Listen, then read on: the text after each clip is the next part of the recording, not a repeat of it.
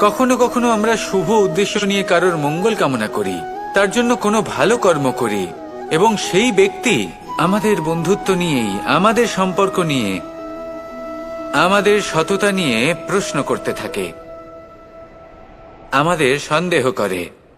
তখন আমাদের দুঃখ হয়, কিন্তু এটা হওয়া উচিত নয়। কারণ যখনই কোনো ব্যক্তি আপনাকে সন্দেহ করছে, তাতে আপনারই মূল্য বৃদ্ধি পাচ্ছে। একটা কথা বলুন, আপনি কখনো শুনেছেন যে কয়লার শুদ্ধতার পরিমাপ করা হচ্ছে? শোনেননি, কারণ এমনটা কখনো হয়ই না। শুদ্ধতার পরখ শুধুমাত্র সোনার ক্ষেত্রে করা হয়। যখন এই সোনা এই পরীক্ষায় উত্তীর্ণ হয়, তখন সেই সোনা কতটা মূল্যবান সেটা সংসার জানতে পারে। সেই রকমই এই সংসার আপনাকেও পরখ করবে। যখন আপনি এই পরীক্ষায় উত্তীর্ণ হবেন, তখন আপনার মূল্য কতটা অধিক সেটা এই সংসারও জানতে পারবে। সেই জন্য যখনই কেউ আপনার উপর সন্দেহ করবে, দুঃখ পাবেন না। শুধু এই কথাটার খেয়াল রাখবেন, আপনি কি উচিত পথে চলেছেন, উচিত কর্ম করছেন। সকলের প্রতি আপনার মনে যেন সদ্ভাবনা। মানুষের এই সংসারে জীবনযাপন করার জন্য কিছু জিনিসের প্রয়োজন পড়ে। এমন কিছু আবেগ, এমন কিছু বস্তু আছে যেগুলো তার প্রয়োজন হয়। কিন্তু সব থেকে বেশি যে জিনিসটা তার প্রয়োজন হয়, সেটা হলো সম্মানের। আমাদের ভালো লাগে যখন কেউ আমাদের সম্মান করে। আমরা কাউকে সম্মান করলে তারও সেটা ভালো লাগে। কিন্তু আপনি দেখবেন যে সংসারে বেশিরভাগ মানুষ দুটি মাপদণ্ডের ভিত্তিতে সম্মান করেন। হয় বয়স দেখে করেন, বা উপার্জন দেখে। অর্থাৎ সেই ব্যক্তি কতটা উপার্জন করেন। এবার ভেবে দেখুন, এটা আবশ্যক নয় কারোর বয়স যদি বেশি হয় তার বুদ্ধিও ততটাই বেশি হবে। আবশ্যক এটাও নয় যে কোনো ব্যক্তি যদি অত্যন্ত ধনী হন, বা তার মনও নির্মল হবে, বা তিনি সৎকর্ম করবেন, বা এমন কোনো কর্ম করবেন যাতে উনি সম্মান লাভ করতে পারেন। হতে পারে উনি ধনী কিন্তু দুশ্চরিত্র। সেই জন্য বয়স বা উপার্জন দেখে কোনো ব্যক্তিকে সম্মান করবেন না। কর্ম দেখুন। যদি গভীরভাবে ভেবে দেখেন, তাহলে দেখবেন যদি কোনো মানুষ কোনো সৎকর্ম করেন, তাহলে তার প্রতি হৃদয় থেকে সম্মান জাগ্রত হয়। এটাই হলো সেই সম্মান যা অর্জন করতে হবে।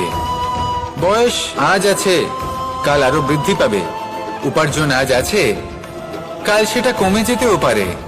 কিন্তু যদি আপনি নিরন্তর শুভকর্ম করতে থাকেন, তাহলে আপনি মৃত্যুর পরেও অমর হয়ে থাকবেন।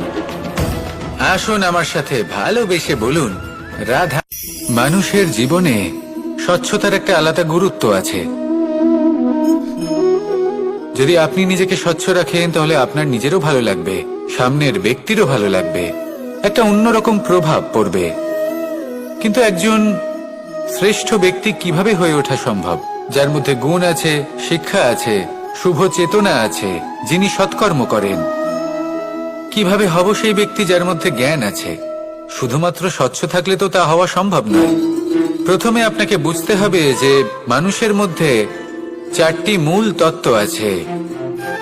প্রথম হলো তার শরীর, যার দ্বারা উনি যে কোনো কর্ম করে থাকেন।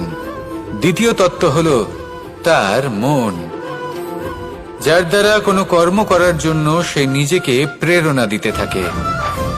তৃতীয় তত্ত্ব হলো বুদ্ধি, যে কর্ম আমরা করতে চাই, যে লক্ষ্যে আমরা পৌঁছতে চাই, সেটা আমরা কিভাবে কোন পথে করব সেটা স্থির করা যায় বুদ্ধি দিয়ে। আর চতুর্থ তত্ত্ব হলো আত্মা। আত্মা হলো এমন এক তত্ত্ব যার কোনো সমাপ্তি নেই। আত্মা হলো অজয়। কিন্তু এরও শুদ্ধিকরণের প্রয়োজন হয়।